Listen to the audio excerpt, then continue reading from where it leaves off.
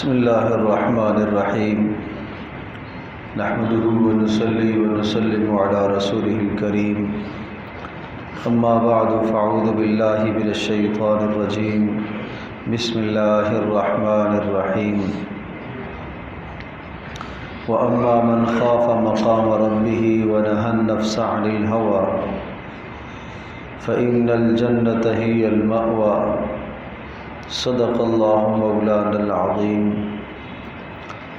وقال رسول اللہ صلی اللہ تعالی علیہ وسلم اخوف ما اخاف علی امتی اتباع الهوى وطول الامل فاما اتباع الهوى فيصد عن الحق واما طول الامل فينسي الآخرة او کما قال علیہ الصلاۃ والسلام اللہم صل علی محمد وعلی آل محمد کما صلیت علی ابراہیم وعلی آل ابراہیم انک حمید مجید اللہم بارک علی محمد وعلی آل محمد کما بارکت علی ابراہیم وعلی آل ابراہیم انک حمید مجید۔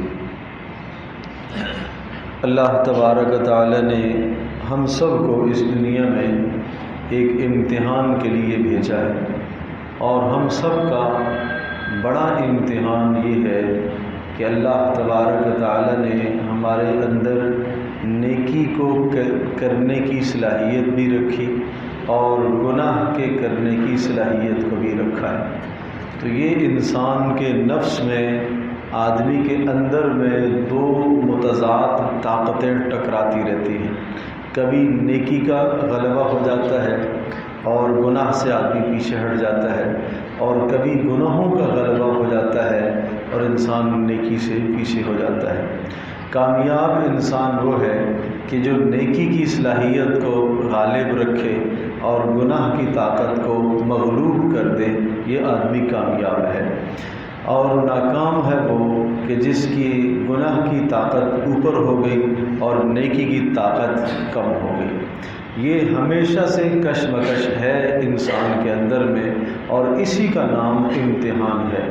کوئی بھی آدمی یہ چاہے کہ مجھے گناہ کا وسوسہ، گناہ کا خیال تک نہ آئے، ایسا نہیں ہو سکتا۔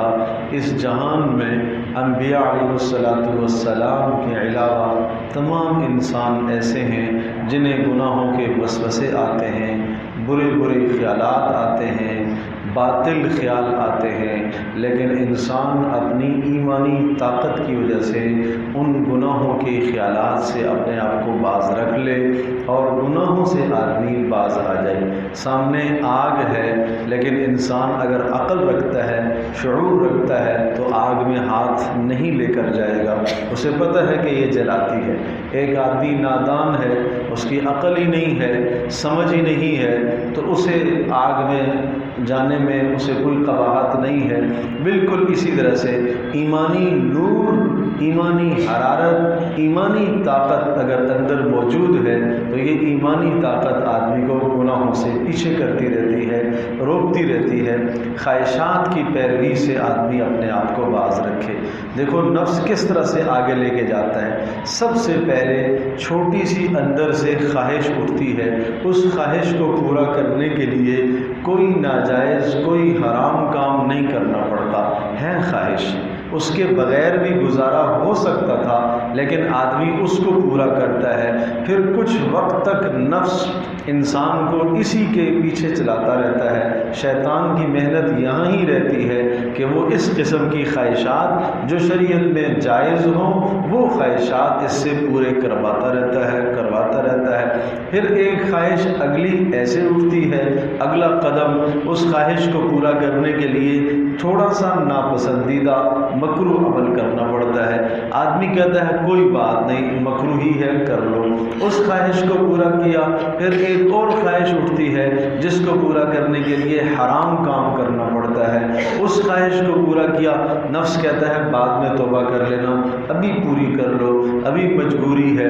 نفس وہ حرام خواہش پوری کرا دیتا ہے، اس کے بعد ایک خواہش اٹھتی ہے جس کو پورا کرنے کے لیے ایمان چھوڑنا پڑتا ہے، آدمی کفر کی سرحد میں داخل ہو جاتا ہے۔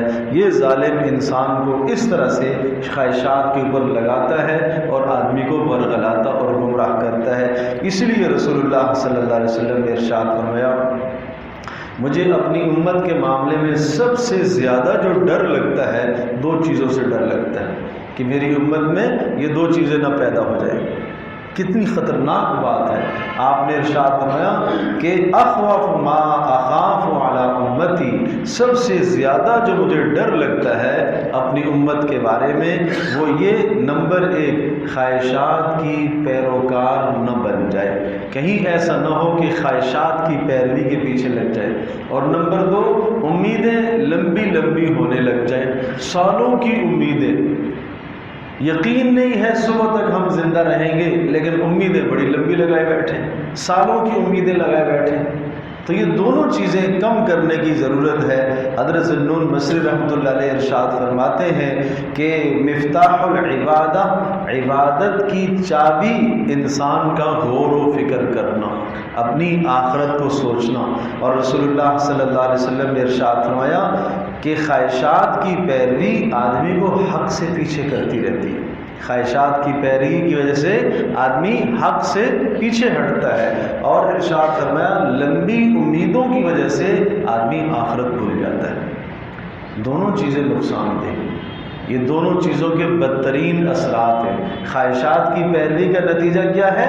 حق سے محروم ہو جاتا ہے، حق بولنے، سننے، کہنے، عمل کرنے سے محروم، اور اسی طرح سے طول العمل، لمبی امیدوں کا نتیجہ کیا نکلے گا؟ آخرت بھول جائے گی۔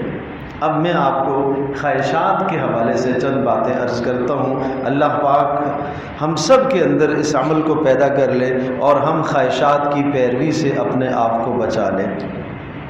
حضرت جنید بغدادی رحمۃ اللہ علیہ ارشاد فرماتے ہیں کہ النفس الامارہ بالسوء الداعیہ الی المہالک، فرمایا کہ نفس امارہ جس کو قرآن مجید میں کہا گیا ان النفس لامارۃ بالسوء، کہ بے شک نفس امارہ آدمی کو گناہوں کی طرف لے جاتا ہے، فرمایا یہ وہ نفس ہے جو انسان کو ہلاکتوں کی طرف لے کر جاتا ہے، تباہی کی طرف لے کر جاتا ہے۔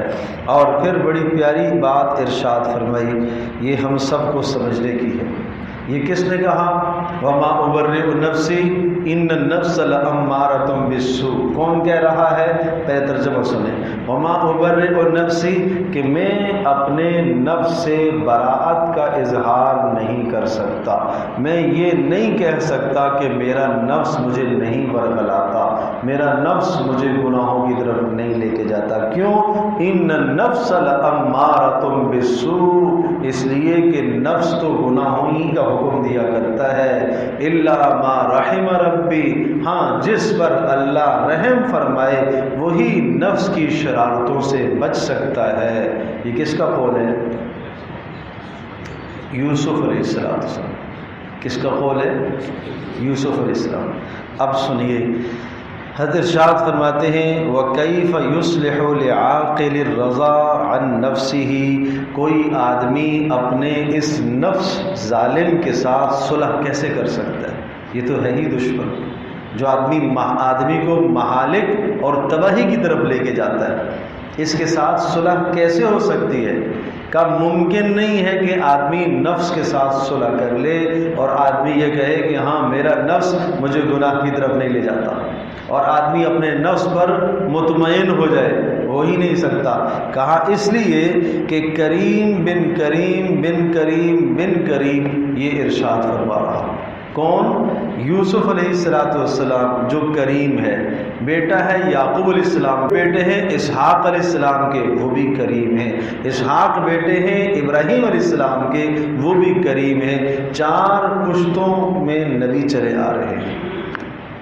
وہ یوسف یوں کہہ رہے ہیں کہ میں اپنے نفس سے مطمئن نہیں، میں مطمئن نہیں، کہیں مجھے گناہوں کی طرف نہ لے جائے، کہیں مجھے ہلاکت کی طرف نہ لے جائے، کہیں مجھے تباہی کی طرف نہ لے جائے، الا ما رحم ربی، مگر جس پر اللہ رحم فرمائے وہی بچ سکتا ہے۔ دشمن، اتنا بدترین دشمن انسان کا نفس، اور شیطان کی محنت یہاں ہی آتی ہے، ادھر ہی آ کے محنت کرتا ہے۔ تو اس نفس کی شرارتوں سے بچنے کے لیے میں اور آپ نے کیا عمل کیا ہے؟ نفس کیسے ورغلاتا ہے، کس طرح سے ورغلاتا ہے، شیطان کی محنت کیسے آتی ہے۔ یہ جو آیت پڑھی ہے کہ جس شخص نے نفس کو خواہشات سے روکا، خواہشات کس کو کہتے ہیں؟ خواہشات، چاہت کس چیز کی؟ ایک وقت یہ مجھے اس وقت بولنے کی چاہت ہے، میرا جی چاہ رہا ہے میں یہ جملہ بولوں، یہ میری چاہت ہے۔ میں اس جملے کو پرکھوں شریعت پر کہ یہ جو چاہت ہے نہ اس جملے کے بولنے کی، کیا یہ جملہ میں جو بول رہا ہوں اللہ کے لیے بول رہا ہوں، یا میں اس لیے بول رہا ہوں کہ تاکہ لوگ کہیں بہت اچھی بات کہی؟ میں پرکھوں اس کو شریعت پر۔ اس ظالم شیطان یہاں آدمی کو ورغلاتا ہے۔ چار مجمع میں آدمی چار لوگوں میں بیٹھا ہوا ہے اور سب دوست و احباب بیٹھے ہوئے ہیں، قاقے لگ رہے ہیں۔ اب اندر سے نفس سے چاہت اٹھے گی کہ یہ جملہ بول، لیکن ہے وہ جھوٹ، ہے اس سے کسی کی توہین اور تذلیل۔ اچھا چلو وہ جملہ ضرورت کا بھی ہے، وہ ضرورت کا جملہ بھی ہے، میں دیکھوں کہ ایک جملے سے اگر کام ہو سکتا ہے تو دوسرا نہ بولوں۔ تو نفس ظالم یوں آدمی کو بولنے میں بھی اسراف میں لگاتا ہے۔ یہ تو بولنے میں اسراف ہے، پہننے میں اسراف میں لگاتا ہے۔ پہننے کی خواہش، اندر سے اٹھنے والی چاہت یہ ہے میں اچھے کپڑے پہنوں، میں اچھی ٹوپی پہنوں، میں اچھے جوتے پہنوں، میں خوبصورت چاہت ہے۔ اب اس چاہت کو شریعت پر پیش کرنا ہے۔ اگر میں اس لیے اچھا پہنوں، اس لیے میں اچھی ٹوپی، اچھا امامہ، اس لیے میں اچھے جوتے پہنوں کہ اللہ تبارک تعالیٰ نے مجھے یہ پہننے کی استطاعت اور صلاحیت دی ہے، اللہ نے مالی حالات اچھے رکھے ہوئے ہیں، میں یہ چاہ رہا ہوں کہ اللہ پاک کی اس نعمت کا اثر میرے جسم پر آئے اور میرا اللہ خوش ہو۔ کیا آج ہمارا پہننا اس لیے ہوتا ہے؟ ہر آدمی اپنا جائزہ لے، کیا اچھے کپڑے ہم اس لیے پہنتے ہیں؟ اللہ کو خوش کرنے کے لیے۔ کیا ہم اچھے جوتے اللہ کو خوش کرنے کے لیے پہنتے ہیں؟ کیا ہم اچھا حلیہ اللہ کو خوش کرنے کے لیے اختیار کرتے ہیں؟ اگر یہ نہیں ہے تو میرے عزیز دوستو پھر یہ نفس کی شرارت ہے، یہ پھر نفس کی شرارت ہے، یہ پھر نفس کی شرارت ہے، پھر یہ نفس کے پیچھے، یہ نفس کے پیچھے، یہ پھر یہ عبد النفس ہیں ہم، عبد النفس، یہ رب کی بندگی نہیں ہے۔ اور جب کپڑے اس لیے پہنتا ہے کہ میرا اللہ خوش ہو جائے، اللہ نے نعمت دی ہے، اللہ خوش ہو جائے، تو پھر سر سے لے کر پیر تک جسم کا ایک ایک روح شکر ادا کرتا ہے، اے اللہ تیرا شکر۔ اب میں آپ کو ایک مثال دیتا ہوں جو لوگ کہتے تھے۔ امام مالک رحمۃ اللہ علیہ اپنے زمانے کے امام ہیں، بہت قیمتی، بہت مہنگا جوڑا پہنتے تھے اور ہر دن نیا جوڑا پہنتے تھے۔ ایک شخص نے کہہ رکھا تھا کہ آپ کے کپڑے میرے ذمے ہیں۔ درزی بھی ایک مقرر تھا جو ان کے کپڑے سیا کرتا تھا اور روزانہ نیا جوڑا پہنتے تھے۔ ایک تاجر آیا بیچنے کے لیے، کپڑے بیچنے کے لیے، تو وقت کا بادشاہ وہ جوڑا نہ خرید سکا، امام مالک نے خریدا۔ کپڑا درزی کے پاس پہنچ گیا، بادشاہ کو پتہ چلا، کپڑا فروخت ہو گیا۔ کس نے خریدا؟ امام مالک۔ بادشاہ نے کہا وہ خرید سکتے۔ تو بادشاہ کو تعجب ہوا کہ یہ کیسے انہوں نے خریدا، کیسے ان کے پاس خریدنے کی استطاعت، جو ہم نہ خرید سکے وہ اس نے خرید لیا۔ تو اتنے میں درزی کی طرف سے پیغام آیا کہ کپڑا چھوٹا پڑ گیا۔ تو امام مالک رحمۃ اللہ علیہ اپنے پاس ایک ٹاٹ اور بوریا پڑا ہوا تھا، ایک آستین کا کپڑا کم پڑ گیا تھا، اور کہا کہ جا کے درزی کو دے دو، یہ ٹاٹ اس آستین کی جگہ پر یہ لگا دو۔ اور یہ بادشاہ کو جا کے بتا دو کہ یہ ٹاٹ اور یہ قیمتی کپڑا میرے لیے دونوں برابر ہے، میرے لیے دونوں برابر ہے، میں تو صرف اس لیے پہنتا ہوں کہ اللہ میرا راضی ہو جائے۔ میرے عزیز دوستو، اندر کچھ اور چیز ہے، ایمان کچھ اور سبق ہمیں سکھاتا ہے۔ صرف نمازوں کی بات نہیں ہے، صرف تلاوت کی بات نہیں ہے، اپنے اندر سے پوچھو۔ یہ اندر کا مفتی فتویٰ دیتا ہے ٹھیک، اس سے پوچھو، اس سے پوچھو کہ کیا ہمارا پہننا اس لیے ہے کہ اللہ خوش ہو؟ ہم گھر میں اچھا کھا رہے ہیں، کیا اچھا کھانا اس لیے ہے کہ اللہ خوش ہو؟ کہ صرف نفس کی چاہت ہے، میری چاہت ہے میں اچھا کھاؤں، آج اچھا کھانے کو جی چاہتا ہے، آج اچھی ڈش کھانے کو جی چاہتا ہے، کیا یہ کھانا نفس کے لیے ہے یا یہ اللہ کے لیے ہے؟ اللہ کے لیے تو جب ہوتا کہ جب میں یوں کہتا کہ میں یہ کھانا اچھا اس لیے کھا رہا ہوں تاکہ اللہ نے جو نعمت دی ہے اس نعمت کا اثر میرے جسم پر ظاہر ہو، میرا پروردگار دیکھے اور وہ خوش ہو جائے، یہ ہے اللہ کے لیے۔ تو نفس کی پیروی سے ہم اپنے آپ کو بچائیں۔ تو نفس ظالم آدمی کو پہننے میں بھی خراب کرتا ہے، بولنے میں بھی خراب کرتا ہے، اور کھانے پینے میں بھی انسان کو گناہوں کی طرف لے کے جاتا ہے۔ یہ سوچنے کی بات ہے، سوچنے کی بات ہے، یہ ہمارا کھانا کس لیے ہے، یہ پینا کس لیے ہے، یہ پہننا کس لیے ہے، یہ سونا میرا جی چاہ رہا ہے اس وقت دیر لمبا سو جاؤں، نیند پوری ہے، آرام پورا ہے، پھر بھی جی چاہ رہا ہے میں سو جاؤں۔ یہ سونا کس لیے آپ کر رہے ہو؟ کیا یہ نفس کے لیے ہے یا یہ سونا اللہ کے لیے ہے؟ تو نفس کے لیے۔ کیا ہر اندر سے اٹھنے والی چاہت، چاہے سونے کی ہو، چاہے کھانے کی ہو، چاہے پینے کی ہو، چاہے پہننے کی ہو، چاہے بات کرنے کی چاہت ہو، چاہے دوستوں کے ساتھ اختلاط اور میل جول رکھنے کی چاہت ہو، کیا ہر چاہت ہم پوری کریں گے؟ کسی جگہ پر ہم نفس پر قابو نہیں کریں گے، کسی جگہ پر ہم اپنے نفس کو کنٹرول نہیں کریں گے کہ نہیں اس کے بعد ہر چاہت نہیں پوری کرنے کی ہوتی، اپنے نفس کو نہیں روکیں گے۔ میرے عزیز دوستو بزرگوں، ہم سب کو اپنے نفس کو روکنا چاہیے، اپنے نفس کو روکنا چاہیے۔ اس وقت تک عبادت کی حلاوت، عبادت کی لذت نہیں حاصل ہو سکتی جب تک ہم اپنے نفس کو ان خواہشات سے بھی نہ روکیں۔ ہاں، ان خواہشات سے جو جائز خواہشات ہوتی ہیں، ان خواہشات سے بھی آدمی اپنے آپ کو روکتا ہے، تب ایمان کی لذت آتی ہے، ایمان کی حلاوت آتی ہے، تب ایمان کی خوبصورتی جا کے آتی ہے، تب جا کے نماز میں لطف آتا ہے۔ اللہ اکبر۔ حضرت بغدادی فرماتے ہیں ایک مرتبہ عرفت لیلۃ فقمت الی وردی، میں رات کو بیدار ہوا اور میں نے اپنے اوراد اور وظائف پڑھنا چاہے، رات کے اعمال، تہجد کے ذکر اور تلاوت کرنا چاہا، لیکن مجھے کوئی لذت نہیں آئی۔ لیٹا، لیٹنے میں بھی سونے میں بھی کوئی لذت نہیں، میں اٹھ کے بیٹھ گیا، بیٹھنے میں بھی چین نہیں۔ جس آدمی کا اندر بنا ہوا ہوتا ہے اس طرح سے اضطراب، پریشانی کی کیفیت اندر شروع ہو جاتی ہے۔ وہ ایک نماز میں لذت نہ آنے پر پریشان ہوتا ہے، گھر میں کھانا لذیذ نہیں ہے تو آدمی چھوڑ دیتا ہے، کھانا لذیذ نہیں ہے تو لڑنے لگ جاتا ہے۔ کیا آج نماز میں لذت نہیں آئی، نفس سے بھی میں لڑوں کہ کیوں لذت نہیں آئی، کیا آج مجھ سے گناہ ہو گیا ہے؟ آج تلاوت میں حلاوت مجھے لذت نہیں آئی، مجھے نفس سے نہیں لڑنا چاہیے؟ اللہ اکبر۔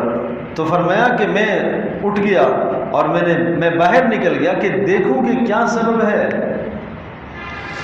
کیا سبب ہے۔ تو ارشاد فرمایا میں گیا تو میں نے دیکھا کہ ایک آدمی باہر کسی جگہ پر روڈ پر چادر لپٹے ہوئے بیٹھا ہوا ہے، اور میں نے اس سے پوچھا کہ اس نے مجھے دیکھا، اس وقت آپ کا آنا کیسا ہوا، کیا حاجت ہے؟ میں نے کہا میری یہ حاجت ہے، میری حلاوت اور لذت عبادت کی ختم ہو گئی، میری یہ حاجت ہے۔ کیا ہم کبھی یہ حاجت لے کر کسی کے پاس گئے؟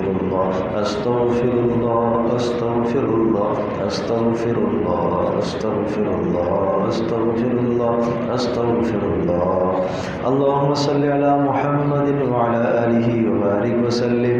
अल्लाहुम्मा सल्लि अला मुहम्मद व अला आलिहि व बारिक व सल्लिम।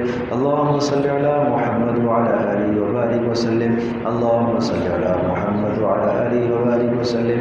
अल्लाहुम्मा सल्लि अला मुहम्मदिन व अला आलिहि व बारिक व सल्लिम। अल्लाहुम्मा सल्लि अला मुहम्मद व अला आलिहि व बारिक व सल्लिम। अल्लाहुम्मा सल्लि अला मुहम्मद व अला आलिहि व बारिक व सल्लिम। थोड़ी देर मुराक़बा करते हैं, दिल की तरफ तवज्जो करें कि मेरा दिल अल्लाह अल्लाह कर रहा, अल्लाह की रहमतें मेरे दिल पर आ रही और मेरा दिल बतौर शुक्र के अल्लाह अल्लाह कर रहा।